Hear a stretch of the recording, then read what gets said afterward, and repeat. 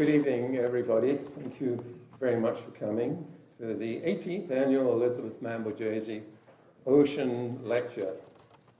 Before I begin the introductions, may I remind you that Dalhousie University operates in the unceded territories of the Mi'kma'ki, Wolastoqey, and Pescadoo-Makati peoples. These sovereign nations hold inherent rights as the original peoples of these lands, and we each carry collective obligations under the Peace and Friendship Treaties. Section 35 of the Constitution Act 1982 recognizes and affirms Aboriginal and treaty rights in Canada. My name is Mike Butler, and I have the pleasure of being the director of IOI Canada, International Ocean Institute, hosted by Dalhousie University. Many of you will not know Elisabeth Mann Borgese. Well, maybe some of you do. Put your hands up if you remember or knew Elisabeth. Oh, you see, oh my goodness, more than I anticipated. I didn't know her well, but I did have the pleasure of knowing her for a few years. Elisabeth was the founder of the International Ocean Institute, who we are celebrating this evening. So a very brief introduction of Elisabeth. She was the daughter of Thomas Mann, the Nobel laureate. You might, well, perhaps you don't remember, but you might know that he was a Nobel laureate. She was a Club of Rome member, and there's a very great picture of her there. When you get a chance, yes, I can go over without breaking up. Do look at this photograph of her here, Club of Rome. That little lady in the middle of all these 6-foot males is in fact Elisabeth Mann Borgese, which is a great one. Do take a look at that during the when we finished. Anyway, she was a key member of the Law of the Sea conferences, 70s and 80s, and a friend of Arvid Pardo, and there's a photograph of her there with Arvid. He was the ambassador to the UN who presented the famed speech, The Common Heritage of Mankind, and that was in, I think, 1967. Elisabeth established the IOI in Malta in 1972. She was well aware that developing countries were being ignored in Law of the Sea negotiations through their lack of professional expertise, hence the need for capacity building, training, etc. In the early years, the IOI provided secretarial support for the Pachamim Maribus conferences, PIM conferences as we call them, that very much influenced the Law of the Sea in negotiations. Unfortunately, the PIM conferences ceased about 10 years ago. The first ocean governance training program was delivered in Malta in 1980. That year, Elisabeth was appointed a senior research scholar at Dalhousie, followed by a position as professor of political science here. She established IOI Canada in 1980, hosted by Dalhousie University, where we've been ever since. In 1981, IOI Canada delivered its first annual ocean governance resident training program here at Dow. Originally it was 10 weeks, and we unfortunately had to reduce that to 8 weeks. And this continued for 40 years until COVID torpedoed us. And we then had to resort to the online programs that many of you are familiar with. Hopefully next year we'll get back to the residential program here, but it certainly won't be 8 weeks. Probably going to be 4 weeks if we're lucky, because the prices have skyrocketed in the last 5 years. Now, our mission to promote responsible ocean governance and sustainable use of coastal and ocean resources around the world, and our goal is to develop the capacity of individuals, institutions, and communities to accomplish that mission. Now, key programs that you might be aware of, the 8-week program I just talked about, online refresher courses, in other words, CPDs, as they like to call them. That was designed for our alumni, and we have about 1,000 plus worldwide from over 100 countries. We have online ocean governance courses for mid-level professionals, which we've been delivering for the past 5 years, i.e. COVID period.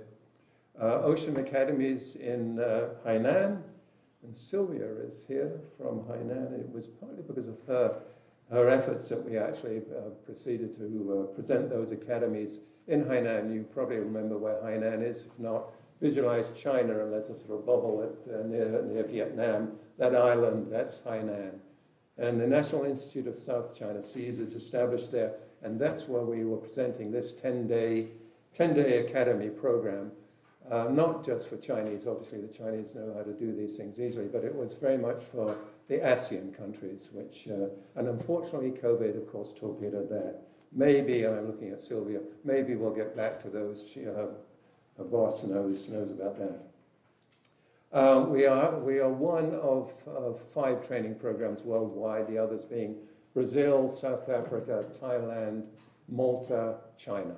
And there are other focal points in various other positions. I won't go through the other training programs. Other to mention, just recently we delivered our 3rd ocean governance, coastal and ocean governance program for indigenous people. And also just 2 weeks ago, we had our first program for teachers, those who are just graduating with their Bachelor of Education. The idea was to focus on climate and ocean and the relationship between the two.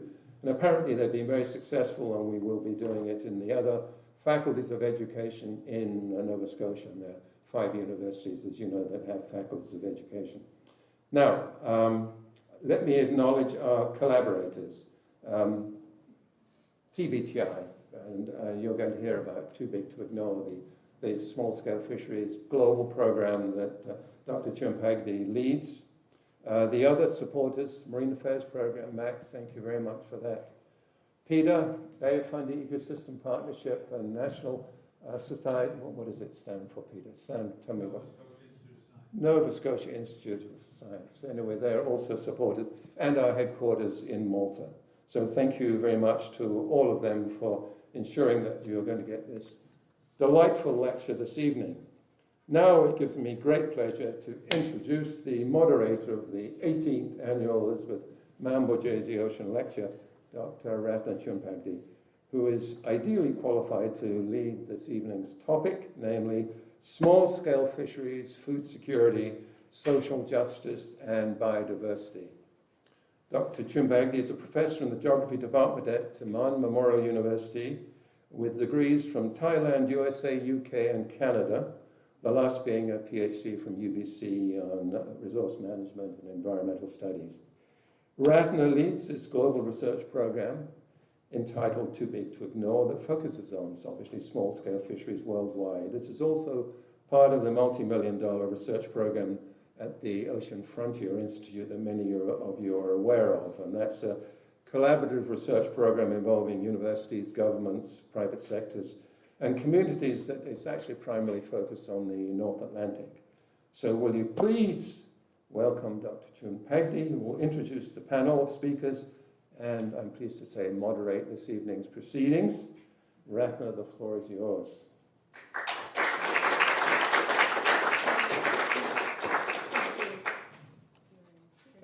And you are being recorded. It's on Pinopo or whatever the thing's called. And there will be photographs taken, so please smile if you see somebody pointing at you. Thank you so much, Mike, for the kind introduction and for welcoming everybody. I'll add the welcome, of course, because this is such a privilege for us to be able to come here to talk about small-scale fisheries. Usually when we do this ocean lecture, we do change themes, and sometimes we have one speaker, sometimes we have like a panel of, and tonight it's one of those nights where we think we wanted to talk about small-scale fisheries. We need multiple voices, and the topic that we put as a theme that could help guide the conversation really should cover everyone's interest. I mean, who is not interested in food security and social justice and biodiversity. But from the perspective of small-scale fisheries, this is something that we're learning globally and also in the context of Canada and around the world. We are now changing the way we talk about fisheries. When we talk about fisheries, now we might actually start to say, oh yeah, we also refer to, or we actually are more interested in or focusing on small-scale fisheries for various reasons. So FAO, which is the United Nations Organization on Food and Agriculture Organization, actually has been leading a lot of effort, of course, in achieving sustainable fisheries. And in 2014, and before that, of course, there's a lot of civil society organizations, researchers and practitioners interested in small-scale fisheries were encouraging FAO to put together a very important instrument, which is the Voluntary Guidelines for Sustainable Small-Scale Fisheries. So we called it SSF Guidelines, and many of the people that we'll be listening to today actually took very active role in both developing the guidelines and endorsing them. So 2014. So this year is the 10th anniversary of the small-scale fisheries guidelines.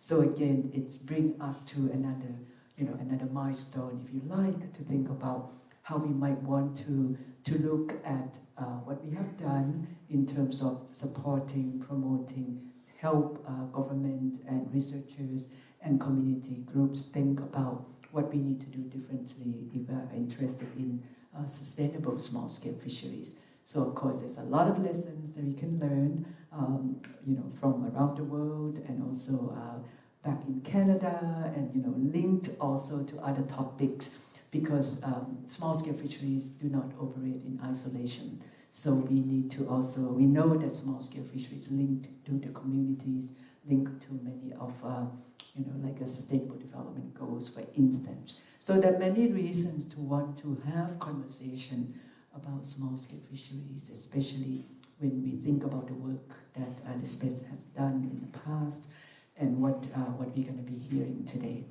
I'm going to now turn to the panel, because we have asked each speaker to prepare a presentation to guide the conversation, and they have been asked to do about 12-15 minutes. So if we get through that, and then that should give us at least a good half an hour to have conversation. And I should not have to introduce too much, because if you should really read the bio. So instead of reading the bio, I don't know what Mike did about me, but I'm not in the program, so you can, Mike read whatever about me, but you have the program. So let me just tell you about, each of them as I introduce them to the podium. So I basically met Editrudith quite a few years back, and we were part of that process of developing the guidelines. But I remember very well through my other colleague, Paul Onyambo, who also worked in Tanzania, was about the role of the organization, the community grassroots organization in Tanzania. It's called EMEDO. And Paul was telling me, you need to meet Editrudith, because you two just hit it off. And that was true.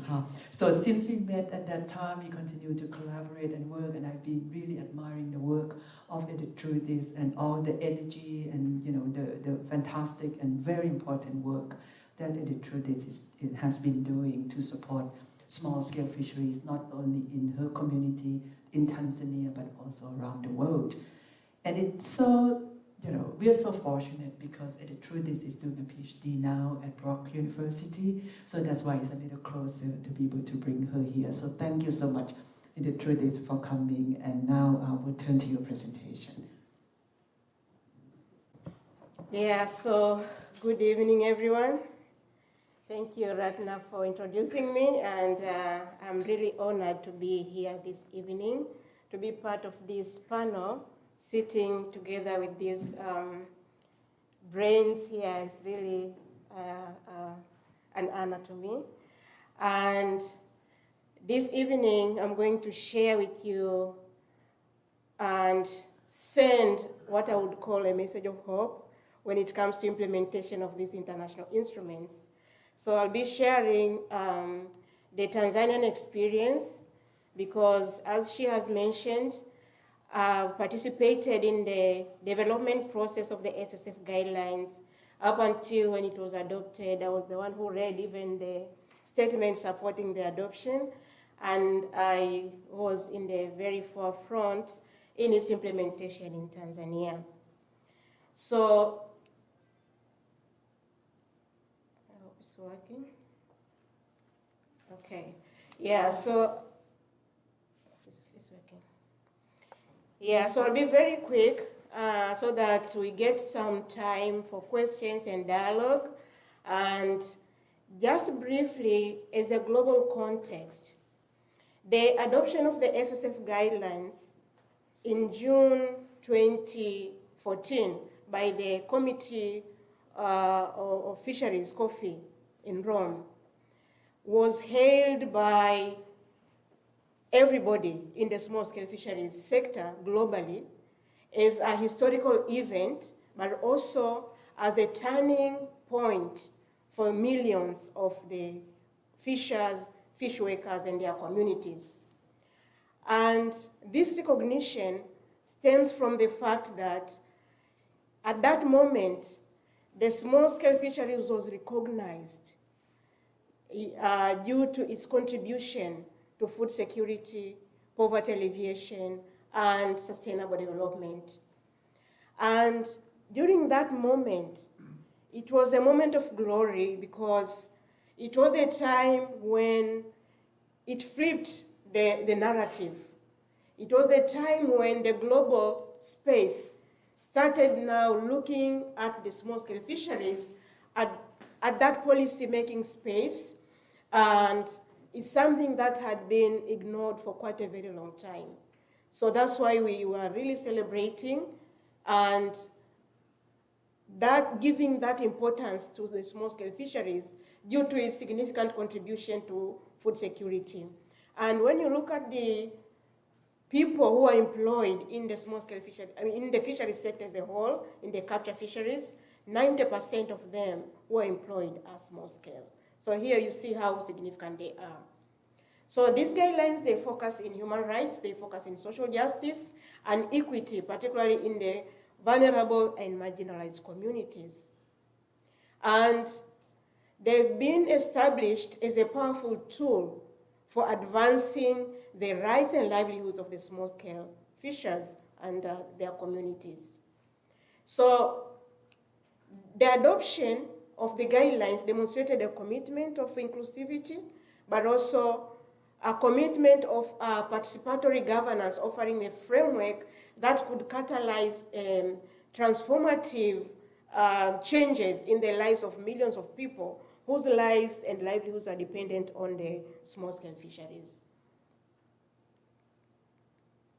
So what we are seeing here is, I'm not going to dwell on the development process, but I'm looking at the 10 years as we were celebrating the first decade of the implementation, 10 years since the adoption of the guidelines.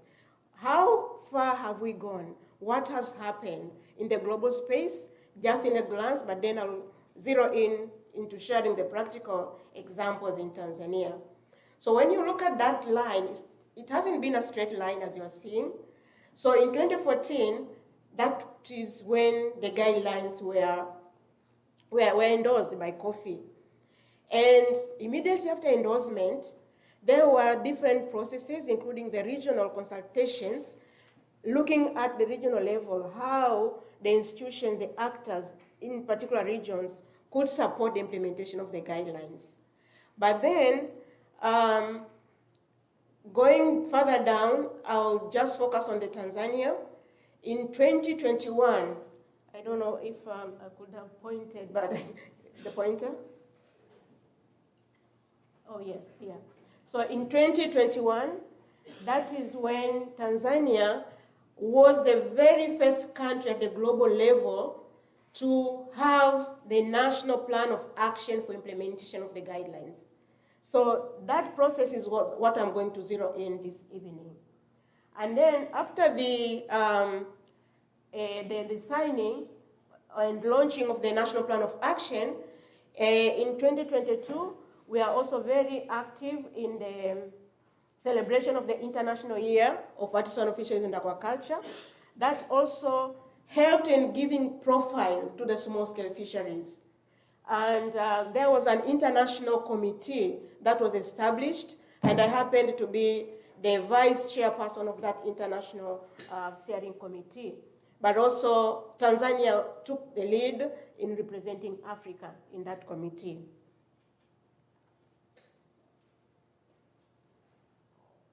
And then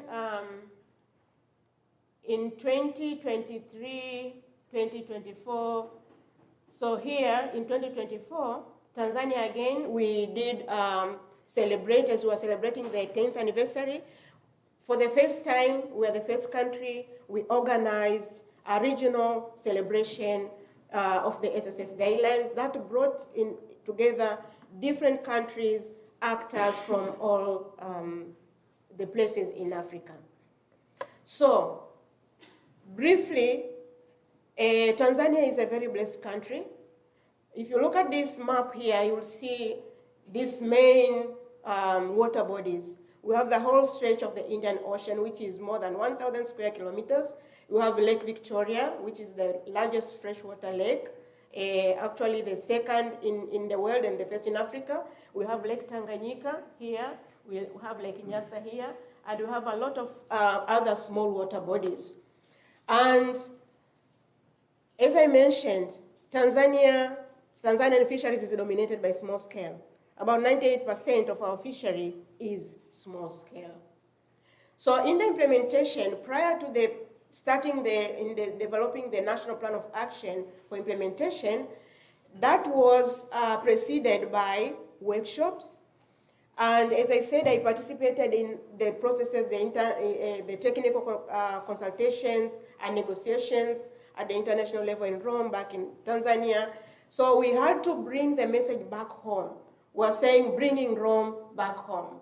So after the adoption in 2014, then we had to bring that message because we facilitated the consultative workshop in Tanzania. In 2012, I led the process.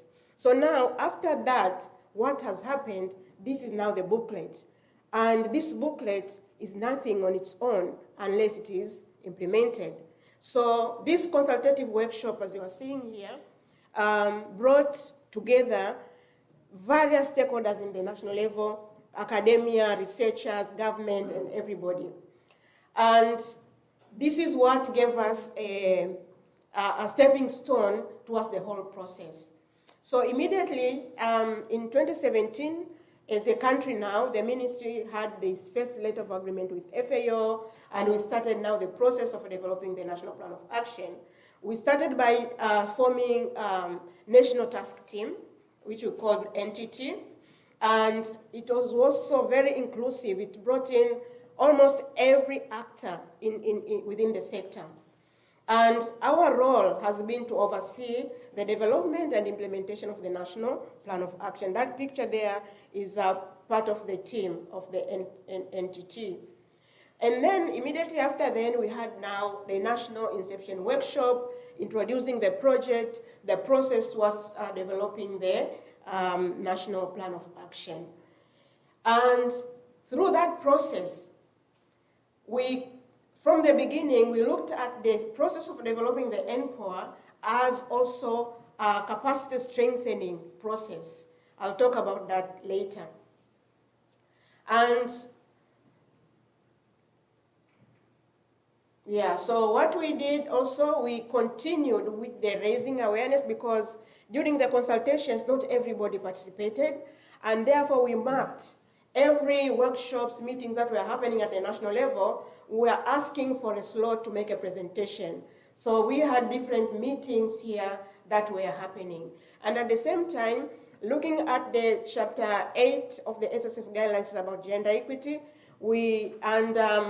acknowledging the important role played by women in the small-scale fisheries sector and the under-recognition and lack of appreciation of the women's work, we started mapping the groups of women that are involved in fisheries so that we know who is who, what are they doing along the value chain, and what are they saying that if they are supported, they could really improve their well-being. So in that process, we did a lot of consultative workshops, starting from the national level, researchers and academia, ministry staff, and then in this, I showed you the map of Tanzania. In each of the large water bodies, we identified a community which is a hot spot for small-scale fisheries, meaning it's representing everybody in there. And after identifying now, we went into facilitating the processes. So this is the methodology. I won't go into details. I know Ratana is looking at me. So when you have, if you have time later, we can ask questions. So we really went according to the thematic areas of the SSF guidelines, organizing all the actors along the value chain, men, women, processors, traders, net menders, boat owners, boat makers, everybody.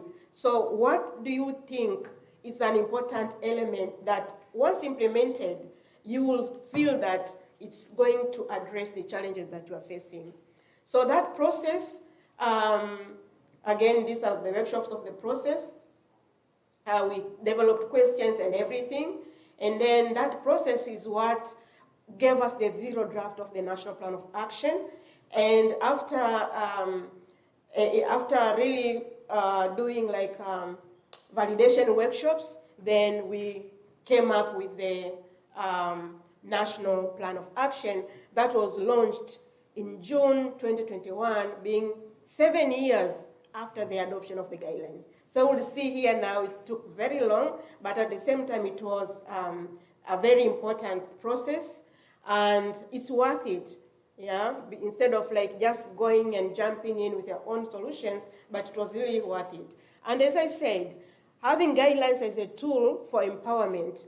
So we facilitated a process, and those questions that we asked the groups of women led us to facilitate them forming national, it's called TAWFA, Tanzania Women Fish Workers Association, which is the national network of women in small-scale fisheries in Tanzania, having representatives from all the water bodies. So that was really, really important, and this national network was launched in April 2019. And yeah, so also as a tool for promoting blue justice, we also tried to look into how it was able to include everybody as inclusive, ensuring that fishers, fish workers and their communities have equitable access to aquatic resources, not just marine, but also in the fresh water. So as a way forward, what are we foreseeing? There's a lot of work to do still to fully realize the potential of the SSF guidelines. So strong governance frameworks, capacity building initiatives, and the adaptation of the global principles to local context is needed. It's very, very important. And therefore, still, with my own experience, with my own personal experience, I see the guidelines are a vital tool for future global fisheries, serving as a cornerstone for ensuring sustainable and equitable future for all stakeholders involved. And therefore, continued commitment to the implementation will be crucial in addressing the challenges by the small-scale fisheries and in achieving broader goals for sustainability and social justice in the fisheries sector, but also food security and nutrition.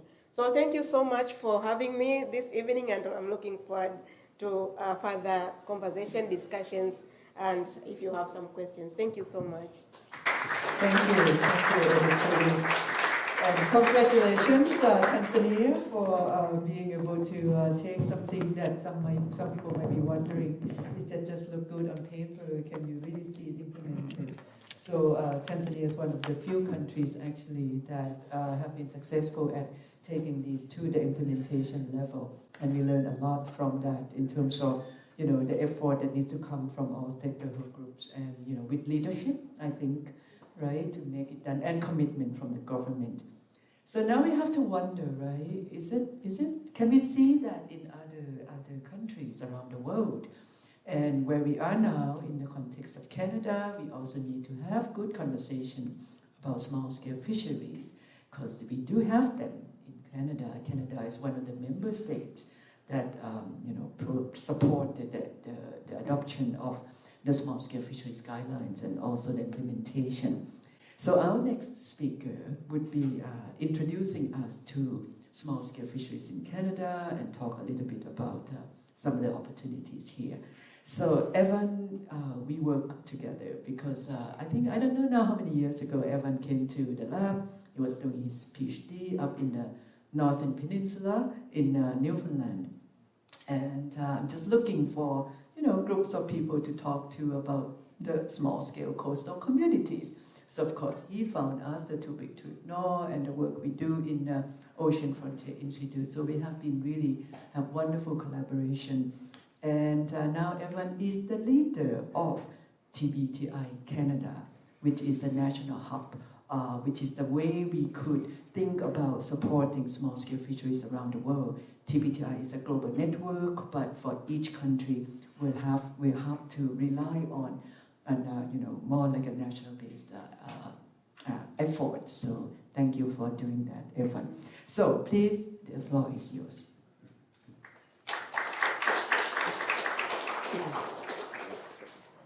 You can hear me okay? How about now? Is that good?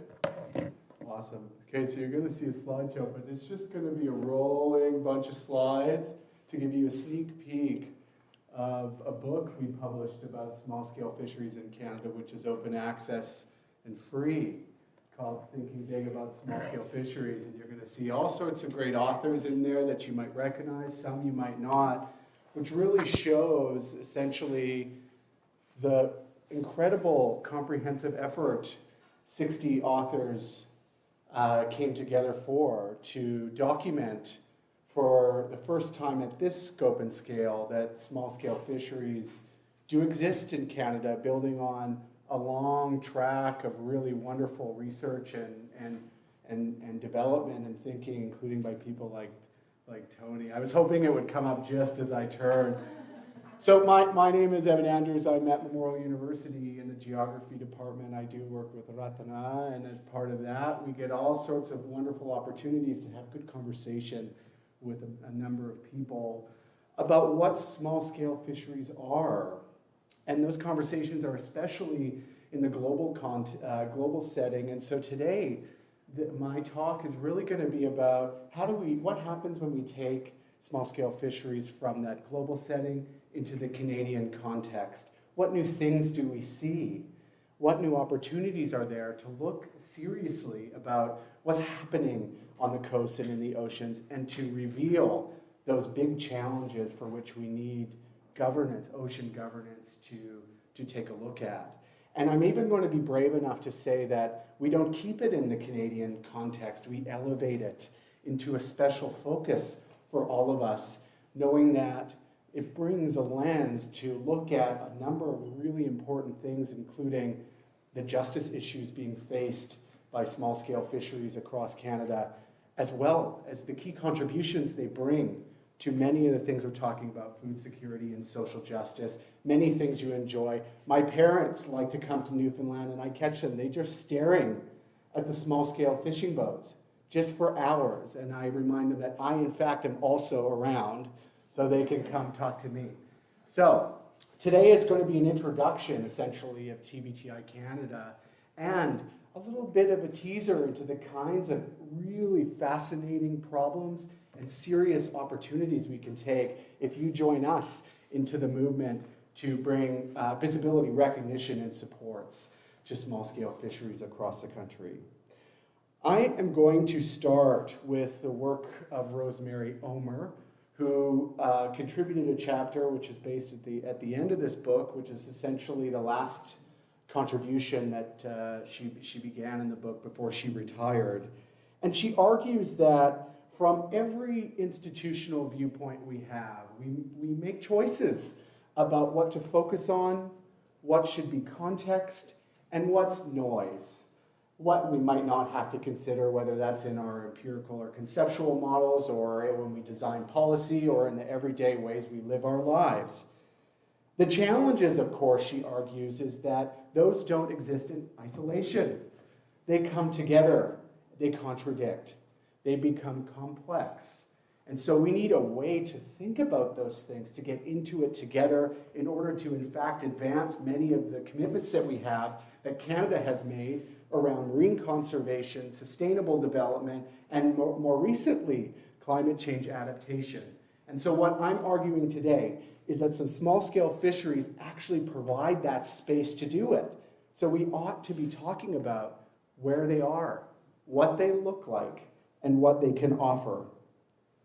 So in 2020, Canada became friends to the small-scale fisheries guidelines. We don't know what kind of friends that is just yet, whether they're going to be best friends or they're just going to maybe meet for a beer. But it's our job, I think, because of the power of the small-scale fisheries guidelines, to solve some of the, and help us clarify some of the problems that we see in governance that Editrudith pointed out, to bring them a little closer together, to make them hang a little bit more, and to see what we can do in terms of thinking through some of the problems that we have in the ocean.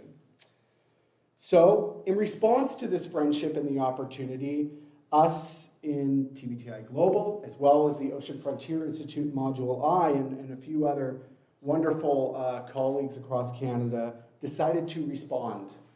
And what we did is we put out a call across Canada to many different people to share their stories, research, and perspectives with us about the small-scale fisheries that they know well in Canada, if they know them at all, or about what maybe hopes they had in terms of what thinking about small-scale fisheries in the Canadian context might bring. And we received a massive response. We have now 25 chapters in the book, including 65 authors that range from some of the most, well, they're famous to me because I'm a researcher, most famous researchers that we have in Canada. Also community leaders, we've got lawyers in there, and we even have someone from DFO, perfect, saying that yes, small-scale fisheries exist, and they might be the key to unlocking a future to advancing a range of what he would call full spectrum of benefits. The ebook was the first to document this comprehensive mosaic of small-scale fisheries, and doing so in almost every single province and territory in Canada. And we had people from my own province, Saskatchewan, who couldn't contribute because they worked with communities that didn't want to enter into COVID. But essentially, yes, every single province and territory. Within this mosaic implies a lot of alternative technical characteristics that hang us up many times in terms of vessel size, gear types, which species they pursue when. But the diversity also goes beyond the technical into deeper questions around rights, culture, relationships, priorities. We can see that some fisheries have legal protections. Some are based in constitutionally protected treaty rights with moderate livelihoods or food social ceremonial clauses. Some are focused on the Pacific coast where they exist independently in the context of ITQ fisheries. Meanwhile, others in the Atlantic are protected by owner-operator. We see small-scale fisheries in the Great Lakes, in the freshwater inland deltas, all across Canada. They look different, but they also share some really important characteristics that must give us a clue about how fisheries do connect to food security, social justice, climate change adaptation, and those exist in their deep relationships with communities. The ways in which they prefer to bring their catch into their communities if they're unable to process there, which leads to knock-on benefits across their communities, keeping people working in the plants.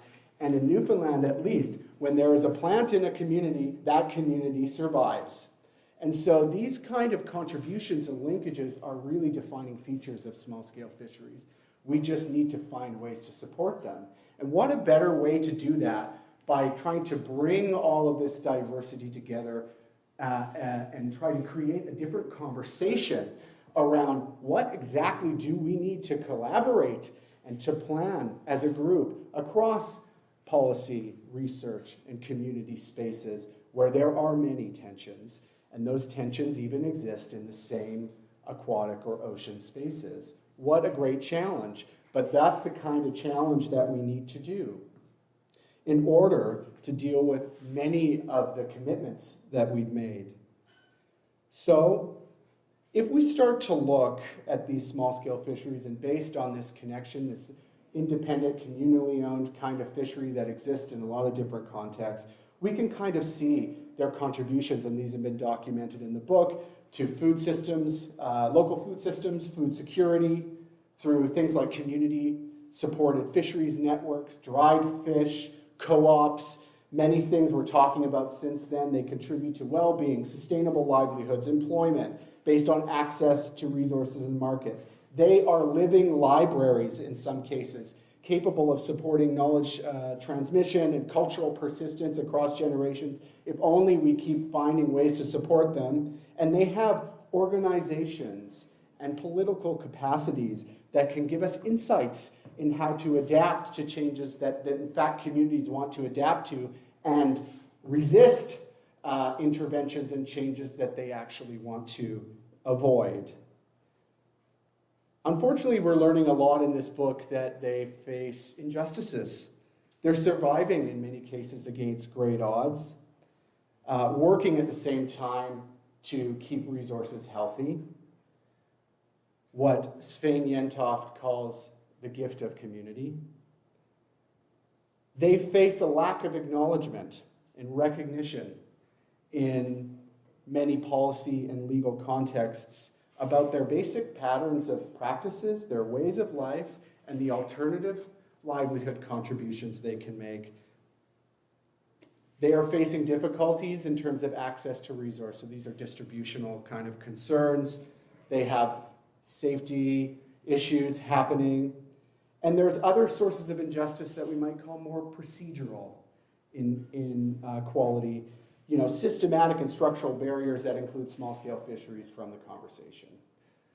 And we ought to be listening to them, and that what a governance challenge to try to resolve that, especially in the context of Canada, where things like co-management and community-based resource management ebbs and flows in terms of their importance, but remains a priority because Canada has regulatory obligations to look at the different kinds of knowledge that exists and policy basis to look at a number of different objectives that exist that are prime features of small-scale fisheries. So like in many other countries, Canada has those obligations, and we talk about them in the context of commitments to sustainability, stewardship, equity, and justice. And I argue these obligations include small-scale fisheries, given what we know about them and what they can contribute and the injustices that they're facing. Unfortunately, we can't just make personal choices to put them into focus, although you can by joining TBTI Canada. We can sort out where you work later. But at an institutional level, these choices may not seem like choices at all. We all have workloads, mandates, priorities. We live in these settings and they come to bear. So the real transformative opportunity for governance is figuring out how to align your personal commitments to justice and stewardship in the places that you work. And many of you are doing really great work in that. So what has TBTI Canada been doing? And I'll be quick. In addition to contributing to big events like the World Small-Scale Fisheries Congress and bringing lots of conversation to Atlantic Canada too, we've been working in what we might call the context of small-scale fisheries, like in marine conservation, through moving together for marine conservation, a project I co-lead with Ratana.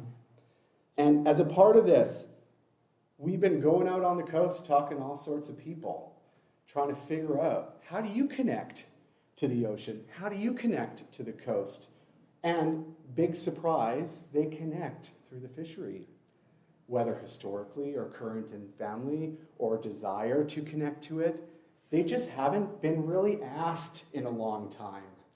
And so this kind of outreach and engagement is about building the base to understand how we can advance marine conservation that's more inclusive, that puts things like small-scale fisheries as the focus.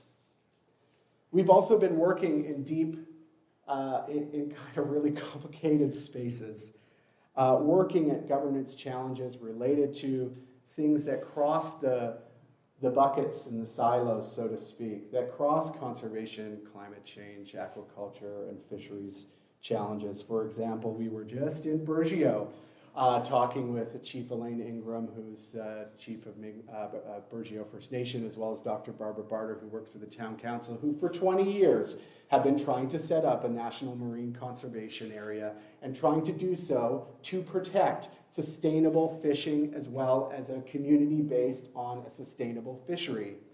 They've been working very hard. They're the first municipality that has actually been signed on to the feasibility study area, and now after this 20-year struggle, they're facing a lot of challenges including provincially, such as when the Premier gets up in front of an aquaculture conference and says that he's going to protect the Newfoundland industries from the federal conservation priorities. You can imagine the kind of thing that would do to somebody who's been struggling so hard to protect and preserve small-scale fisheries on a place where that really matters. So what does the future of small-scale fisheries look like in those settings? Well, the future is complex, and we need to get in there and really understand governance. Finally, we've been working a lot with our colleagues at DFO, having wonderful conversations about how to get that good social science and other types of knowledge about small-scale fisheries and fishing communities into the decision and policy spaces that affect them. And those have been really lively, and we're working on growing that, and I'm really appreciative of learning so much from the real challenges that exist in governance. Okay, so what we're doing now is trying to grow, trying to recruit, and trying to really take a hard look at transforming ocean governance, because that's where the opportunities are for blue justice for small-scale fisheries in the Canadian context. Thank you so much. Thank you. That was great. Good to see the whole, diversity, complexity, and even dynamic around small-scale fisheries. Which, indeed, the key characteristics make them very interesting. But you didn't quite say that. What I'm hearing is that the future of small-scale fisheries is really the future of Canadian fisheries, which is very nice. Okay. Now, there's always, in any good event, there's it's good to have an element of surprise, right? So we put the final speaker, not many people can handle that, right? To see, come after a talk about Tanzania and also the global instrument and a talk about small-scale fisheries in Canada. So I'm kind of like, I leave Tony to do whatever Tony wants to say, simply because Tony can say anything at this point, not even following the PowerPoint, it will be fine. But again, Tony doesn't need any introduction, because I was one of the, at the time I was a student, I read Tony's textbook, right? So we all learn about Tony's work through, all the the advanced and the theoretical and the methodological and all the practical knowledge that Tony's been sharing in so many spaces. But for small-scale fisheries, I really know that Tony really, whatever Tony does multiple things, but small-scale fisheries still at the heart of heart, I would say. So thank you so much, Tony, for joining us tonight. Thank you. Well, let me flip that around for a moment here and just comment on the three people on the panel here with me, and I include Ratana in that. Editrudith is one of the world leaders on small-scale fisheries. Not only Tanzania, although obviously that's a big part of it, but a world leader. Ratana is a world leader on what I would call research on small-scale fisheries. I mean, the number of publications, books that she has been involved in is absolutely amazing. Evan is on the younger side, shall we say, and getting going, but he is a leader not only in Newfoundland, but in what he's just been talking about, bringing together the thinking across Canada. And so, it's a real honor to be part of this group tonight, and thank you very much. So I'm going to kind of move around a little bit, give you a little bit of background, a bit on Canada and a bit internationally. This is a very busy opening slide, and this is not a kind of, shall we say, a very formal presentation. So I'm improvising a little bit as we go along, but I'm going to cover a theme that's around the general idea of environmental stewardship by small-scale fisheries, because that's been a passion for the last couple of years, work that I've been doing with the United Nations Food and Agriculture Organization. But I wanted to, so I've adapted a little bit here to put and Editrudith had this up as well, the SSF guidelines, small-scale fishery guidelines. I've worked on fisheries for a lot of years. I've worked on small scale, but also large scale fisheries, and fisheries where we don't even talk about whether it's small scale or large scale, it's just fisheries. So this says small scale fisheries, and that's what we've been talking about. That's our theme tonight, small scale fisheries. But I've argued everywhere I go that this, which you can download off the internet, it's great. I think Editrudith referred to a chapter on gender equity, but if you take the whole thing together, this is the blueprint for intelligent, holistic, integrated fishery management, whether you're talking small scale or large scale. If you forget the small scale word in it, it applies equally. It applies to every fishery in the world. And the reason it does that is it takes what I would call, well, I'm a bit biased, I would call it a systems perspective, an integrated perspective on fisheries. It doesn't only look at people catching fish, it looks at the communities that the people live in. It looks at the post-harvest, what happens after the fish is caught. It looks at issues that are driving fisheries like climate change. It looks at gender equity issues. It looks at how decent work appears in the fishery. So in other words, it looks at the social fabric of what's going on in a fishery. Things that I never got trained on back quite a few years ago. But that wasn't part of the education process. So if you were to use the small scale fishery guidelines as a textbook for how to do fisheries thinking in the modern world, it wouldn't be bad. It wouldn't be a bad textbook. I mean, it's fairly brief, so you might want some supplements, like for example my book. But you basically, so I really commend it as, and this is the 10th anniversary, as Ratana pointed out. So I mean, this is really, and Editrudith and Evan pointed out, this is a point where it's been around 10 years, things have happened, but the document that was done 10 years ago is still a blueprint for how we can think about fisheries. Okay, let's see if I push that. Okay, here are a couple of fishing boats.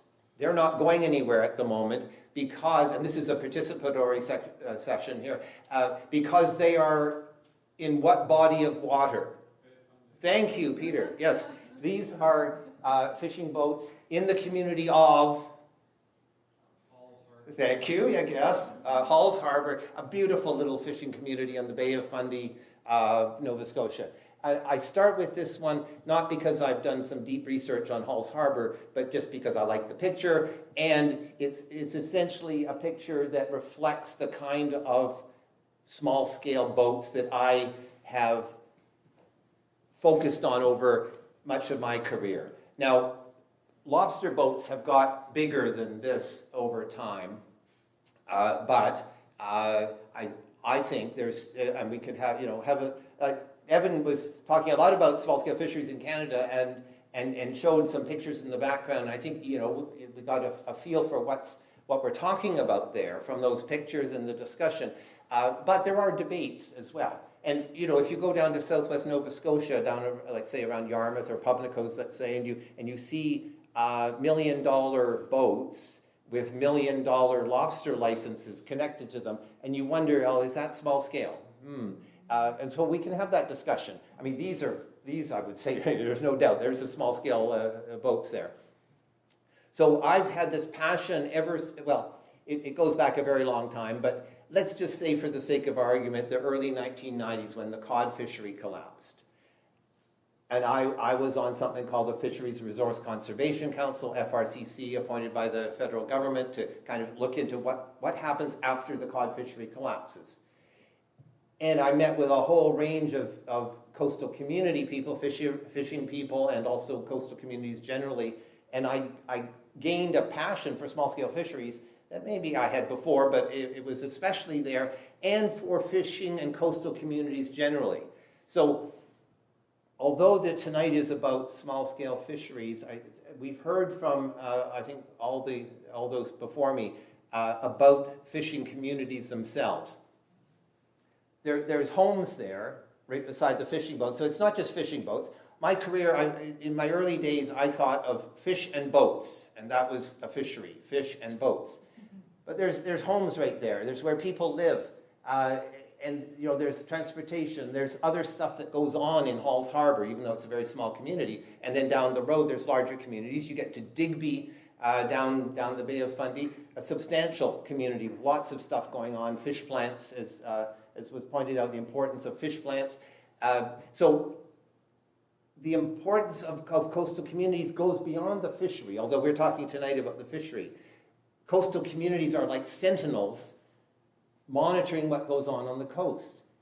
They are full of people that are making their livelihood from the coast, that care about the coast, and this is my theme in particular tonight, are stewards of the coast and the ocean. Fishing people are stewards. Fishing people are not the problem. Fishing people and coastal communities are the solution. They're the solution for monitoring the coast. They're the solution for stewarding the resources on the coast. I've had the privilege of working with First Nations across Canada, and I just wanted to put up here just briefly Bear River or Elsitook First Nation. The picture's on the top. The folks, that's Robbie McEwen with the canoe in the middle, who is now, I think, a band counselor with Elsitook. And on the left, there's him and some other crew that are restoring a stream so that fish can get back in the stream again. Stewardship activity that this has been going on, of course, for a long time. And then there's got lobster fishing on the right from Bear River. So they're catching fish, and as an Acadian fisher person that I've worked with a lot, Hubert Saulnier, put it once to the World Wildlife Fund meeting he was at. He said, "I kill fish for a living." And that was like a little shocking point. I mean, he's a fishing person, right?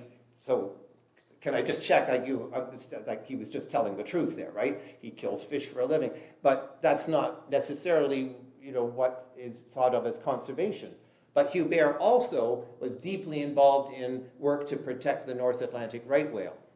So the connection of stewardship and conservation with fishing people is so profound that I've been inspired by, down at the bottom there, the Nachalnas Nation on the west coast, as far as you can get from Halifax to the west coast of Vancouver Island. The Nachalnas people have certain principles that they follow and that have actually permeated resource management on the west coast generally, like Sawak, everything is one, everything is connected, and Isak, respect. Let's see, the term that their organization of resource management uses is called uaflak, which you can see is translated as taken care of. I once had a chance to ask a colleague there, what do you mean taken care of? Taken care of what? Because when I think of the way to say things, you say taking care of, what is it? What is it you're taking care of? And the answer was at the bottom, everyone and everything. That is uaflak. So the stewardship angle, I find, I've just had this passion for it over the years. I was director or lead of something called the Community Conservation Research Network, which you can still see happily in the website that we maintain at the bottom. This was formed at the very same time as Too Big to Ignore. And it still operates, but not as energetically as Too Big to Ignore does.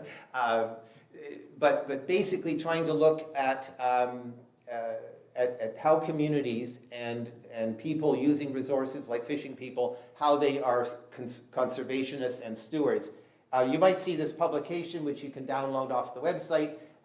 That's not a fishing community in the picture, because this was not just about fishing communities, it was about communities generally. The idea that local communities, and I think it was Evan referred to Sven Jentoft, a well-known social scientist, referring to the gift of community. I like to refer to the power of community to make a difference through, in this case, conservation. That was one initiative, and more recently I've been involved with this, with the FAO on this SSF Stewardship Initiative. Again, a publication you can get off of that website. Over on the right here, Environmental Stewardship by Small-Scale Fisheries. We invited fisher organizations around the world, and may I just say, Editrudith was a supporter of this, if I may say that, Editrudith, in your leadership role. We engaged with fisher organizations, small-scale fisheries around the world, and so on that website you can actually see several dozen, almost 50 examples of local and community and fisher stewardship activities. I just want to give you very quickly, and I've lost track of time already, although I brought my watch up here, but just a few flavors, because I thought, I didn't know that Evan was going to show nice pictures or Editrudith, so I brought a few pictures of that were provided to us by the fisher organizations themselves as showing their stewardship activity. So this is Guayaquil on the coast of Ecuador in South America. It's a mangrove conservation area. So particularly focused on the kind of stewardship that involves habitat for the eventual seafood. Hawaii in the United States, an indigenous example where the indigenous communities there basically took on managing community-based management of their natural resources, of their fishery resources. In Indonesia, what I would call community science, basically the fishing community getting together and engaging in, you can see on the left here, well actually on the top here, a group of working on conservation and some practical scientific aspects there. Comoros, women very involved in the conservation activity in Comoros. Bolivia, this is, I wanted to give an inland example because although Elisabeth Mann Borgese worked mostly on the ocean, of course small-scale fisheries are also inland with the same kinds of stewardship activity, the same kind of conservation. Oh, I meant to actually say at the start, Elisabeth Mann Borgese lived in a place called Sambro Head outside of Halifax. Maybe some of you know Sambro. Sambro is a wonderful example of a community taking on the stewardship activity. It's just a, it's a wonderful, there's many other examples, but Sambro is close to here. It's a great example of a community doing stewardship. Elisabeth Mann Borgese recognized that in, Sambro Head is just right next to Sambro. She lived there and engaged with the fisheries there. That's often not known, that Elisabeth, while she was always on the the global level, she actually cared about the fishing people in her local community and recognized the stewardship aspect there. So, I mean, I would say Elisabeth inspired me, but she was maybe one of the first to really recognize this deep connection of the community and the conservation side. Sorry, just one last example, I think from South Africa. Here's an example of stewardship that's not planting mangroves or managing fisheries. This is engaging in the lobbying and advocacy process to prevent damage to the local environment and thereby maintain the fishery by avoiding the damage. And they had some success with that. So that's basically wrapped up. There's another busy picture there with some books and again just some reminders about websites where I certainly welcome the opportunity, like other panel members, to talk to you more about some of these projects and the whole idea of stewardship, which I haven't gone into fully, but it all started back in seeing how much was going on right here in Nova Scotia. Thanks very much.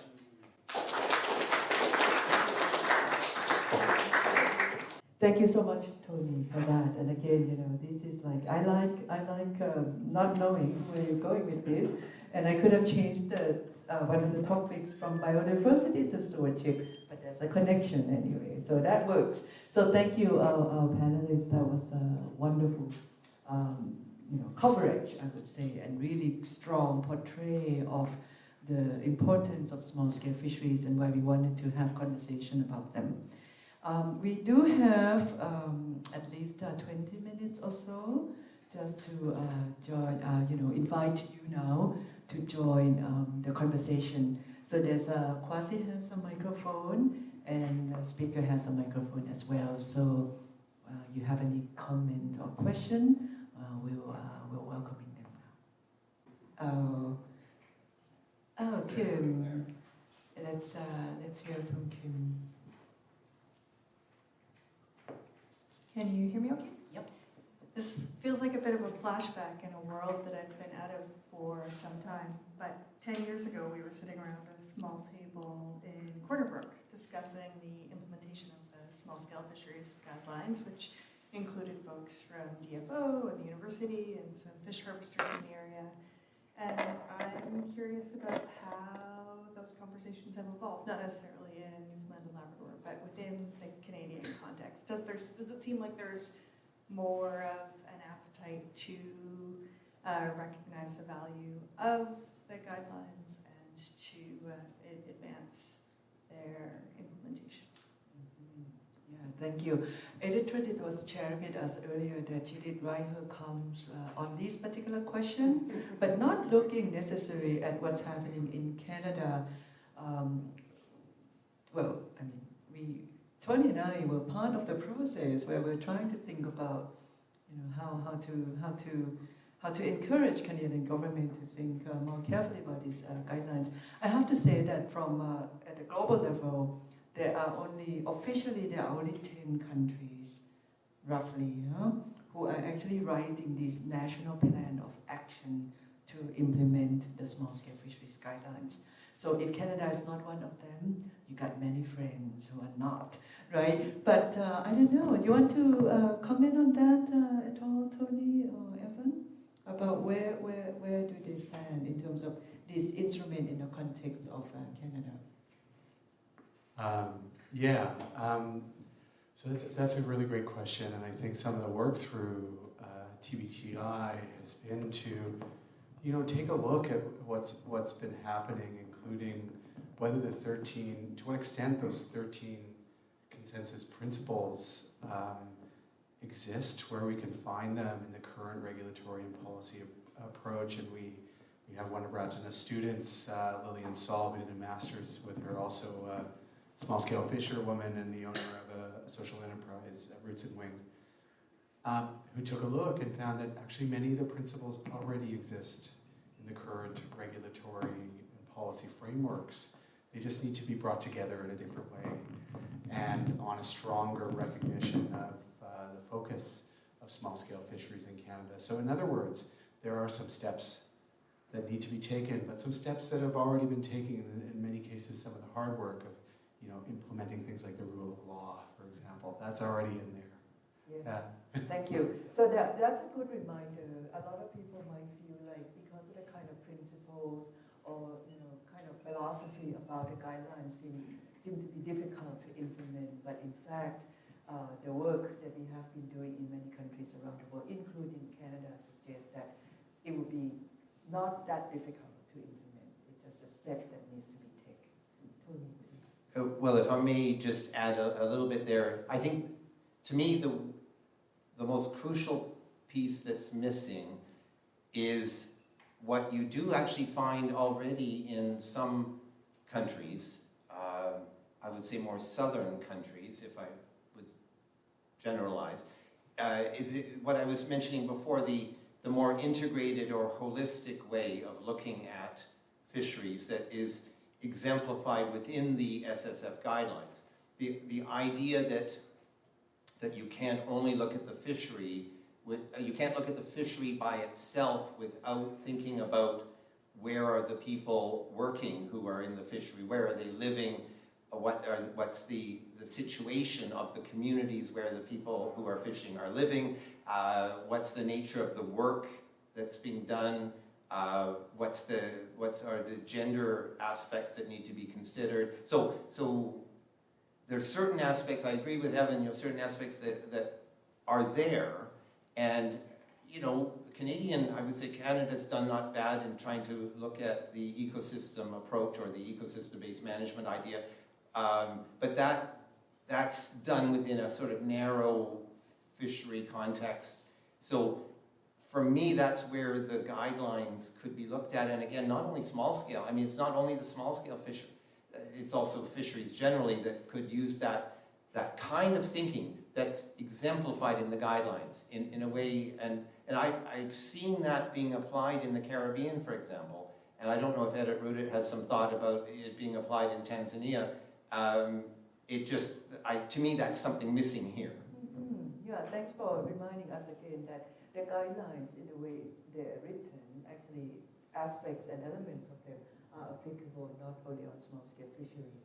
So you can imagine that the shift also is taking place in the thinking about managing the fisheries to governance, right, of fisheries, which is much more comprehensive and holistic, and also cover the value chain, not just the harvesting. Editrudith, would you like to add something? Yeah, very quickly. Yeah, so before the guideline, there has been the existence of this instrument called the Code of Conduct for Sustainable Fisheries.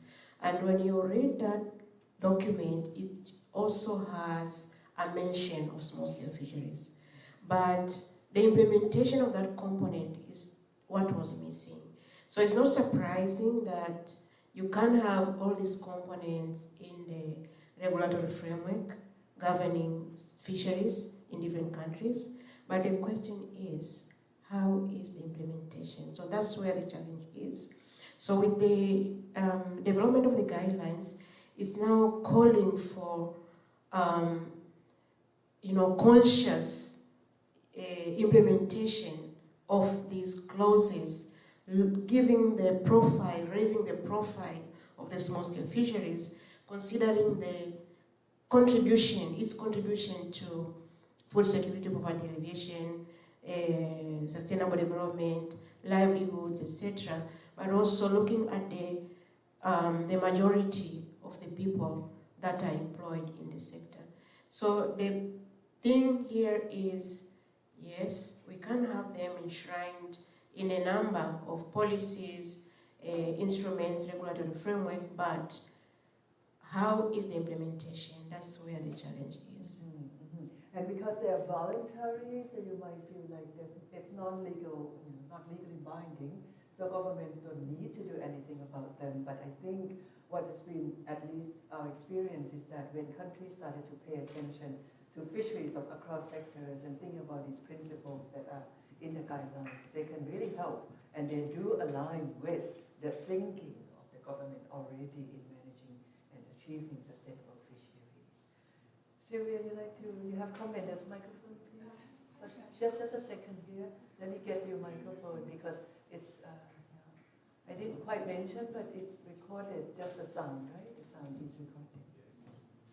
Yeah, actually, I have a question, Ratana. I'm just, I catch a glimpse of a couple of titles in the book, but I'm just wondering whether the panelists have some, like how the guidelines are received in the Arctic context, how they can fit into what now we're trying to IC in the governance of small fisheries, like maybe in the Arctic context. In the Arctic. In the Arctic, yeah. Right. We have a chapter there. Right, so Evan, would you like to speak? Yeah, well, I don't work in the Arctic, but we did, when we invited stories about small-scale fisheries, there was some about them existing in the Arctic space and the importance of thinking about them in the context of land claims and rights, as well as a galvanizing kind of force to bring the creation of stewardship societies together. So, I mean, there's probably better people to talk about that, but I think the remarkable thing about this journey with small-scale fisheries in Canada and thinking about clarifying the topic of the SSF guidelines in the Canadian context is just how much diversity and breadth and scope across Canada, which includes places like the Arctic. Thanks. Thank you. Microphone in here, please. I've just got one. First of all, I would like to say what a terrific privilege it is to be hearing this team. It's so refreshing, the different viewpoints and the challenges that you've been challenging. I first came across this whole situation way back in Newfoundland also, in trying to figure out where on earth the centralization program was coming from and going to. And so I got an earful of Joey Smallwood's opinions on this one. But why I'm raising this now is I'm going to throw out a challenge to you. More and more I've been seeing governments, non-governmental organizations and others encountering crises, disasters, whether they're caused by global warming or people's foolishness or aggressiveness or whatever. And I've been looking at what organizations have impressed me most in terms of trying to do something about strengthening human bonds and working for peace. And I'm not saying there's only one group, but there is one group that's impressed me immensely. And that's the International Red Cross and Red Crescent Group. They're in a lot of problem situations. They're groups of small groups, often of people in many, many countries, trying to do their best in largely voluntary ways to help sort things out. But one of the things I've noticed is that the organization as a whole has not really connected that effectively in linking with how to tackle, how to think through better sustainable, responsible ocean governance. And I believe there is a huge opportunity waiting for everybody to produce some guideline suggestions. I will call it towards a blue plan for the Red Cross. And I throw that out as an idea here. Many years ago, I had the privilege of putting together towards a green plan for the Red Cross, which got here and there and got into some places and so on. But I've never really seen towards a blue plan for the Red Cross. And I throw this as an idea out to you, because yes, it's only one organization, and you can maybe think of some others where similar kind of things do. But I do believe there's a huge opportunity for, towards a blue plan for the Red Cross, to connect some of your thinking into the nearly 200 Red Cross and Red Crescent societies around the world. I think there's a huge opportunity to bring them into the picture. They're in the picture on relief. They're struggling to figure out how you go from relief to development, sustainable development, all this sort of stuff. But I do not see still anything that has convinced me that there is towards a blue plan for the Red Cross, which I believe is waiting to be done. So I'll leave that as a challenge. Thank you. Amazing, the kind of obvious connection is not being made in many cases, and we see that right in our work for sure. Tony, would you like to say something? Well, yes, just a comment. Thank you for that. And if we think of Red Cross response as being in, at least often in cases of disasters, and I'm sorry to refer again to the SSF guidelines, but the chapter in the guidelines that is on climate change is also on disaster response. And I mean, like a broken record here, you look at that chapter in these guidelines, it's not just about small-scale fisheries, it's about, I would say, community response. And again, I have this idea of the power of the community to make a difference. I talked about it for stewardship, but it actually applies just as well for hazard management and for disaster response.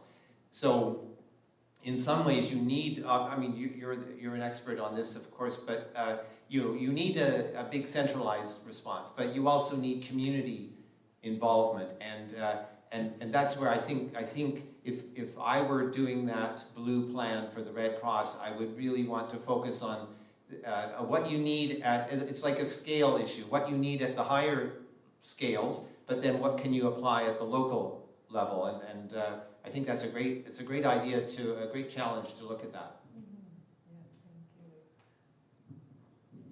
Yeah, maybe quickly. I think it would be like a global plan for the Red Cross and beyond, because there's a lot that is happening on the ground when it comes to disasters. A meadow, we are implementing a project on drowning prevention for fishers. And fishers die, especially small scale, and no one cares, no one knows, data is not there. And who is in the forefront as the first responder? They're the small scale fishers themselves. So there are a lot of things that are happening down there, yes, as Tony just rightly said it, the levels are different. We are seeing Red Cross up here, but there are also a lot of those first responders at the very community level, the groups, the fishers. So yeah, I just wanted to add that. Thank you. Go ahead, Thank you. please. I just wanted to echo the comment about the sparkling presentations. They were very thought-provoking. My question is about Tanzania, but I think it can be general. Am I correct in that the women who appear to be small-scale fishers were working in processing and harvesting? And is there a move to get them into decision-making positions? And what are the challenges from top down? Is it that they are just working at that level, or are they actively moving into decision-making positions? And I guess this can apply to the other presenters as well, not just Tanzania. Thank you. Yeah, thank you. That's a very, very important question, and it's a very good question. And this is the whole reason also why we did a study looking into what are the challenges, because women work all along the value chain. The pre-harvesting, harvesting, and the post-harvesting. But they are the majority in the post-harvesting sector. From the minute when the fish is landed, processing, up until we see fish on the table. But then when it comes to decision making, that's where the problem comes in. They are facing a lot of challenges when it comes to access. Access to fish itself is a struggle. Access to information technology, market information technology, poor working environment. So there are a lot of challenges because of the tradition. Normally when you talk about fishing, what comes to people's mind immediately is men going out to fishing, doing this and that.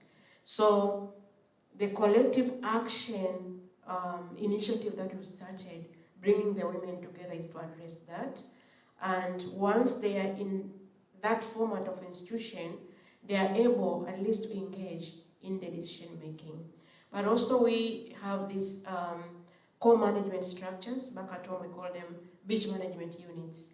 And it is also included in the guidelines of these beach management units that in the executive committee, which is the leadership, 30% they have to be women. So once these are there, the challenge again is, are they really operationalized? So this awareness that we are doing is also to support the women, encourage them to be part and parcel of those leadership positions, and it is changing. But also, like, for example, the national network of women that we have launched, these days they're invited by the name of the institutions. So the leaders are invited in meetings here and there. So at least it's changing, and even that self-recognition is there for the women themselves. And maybe to add more at the Africa level, I'm part of the, I'm the Secretary General of the African Women Fish Processors and Traders Network, which has membership, we aspire to have membership from all the 5 countries in Africa. But currently we have launched national chapters in 30 countries already. Why so? It's the same. We have a saying, nothing about us without us. Nothing about women without the women. So we're encouraging them from the local level, district, region, national level, for them to just invite themselves in, you know. So those kind of trainings that we give, they're very important, and we are seeing a significant change.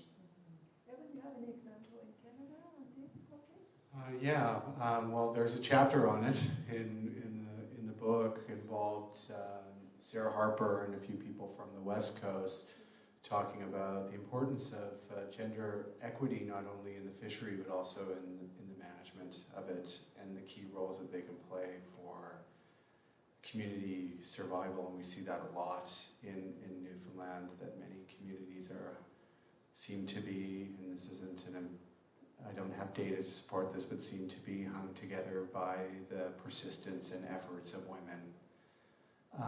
And they're quite remarkable to their contributions. There's something for us all to think and learn about in the Canadian context.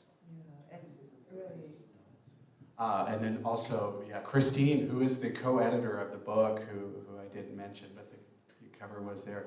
Christine Knott did some wonderful work in Atlantic Canada and other places, taking a look at gender equity, women's issues, and feminist approaches, and the ways in which that can help us understand the processing sector and some of the challenges that they're facing, as well as in aquaculture and labor settings. And this dynamic connection between labor and gender seems to be really important for us to understand if we're going to think and support small-scale fisheries.